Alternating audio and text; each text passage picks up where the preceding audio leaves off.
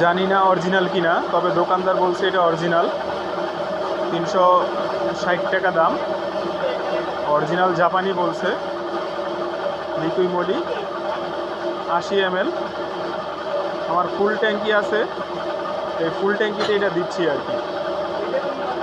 অন্য কেউ ইউজ করে থাকলে আমাদের জানায়েন তো। আমি ফার্স্ট টাইম দিচ্ছি। আমি এর আগে অন্য কোনো লিকুইড মলি দিছি, বড়টা দিছি, কিন্তু 80 ml এটা দেই নাই।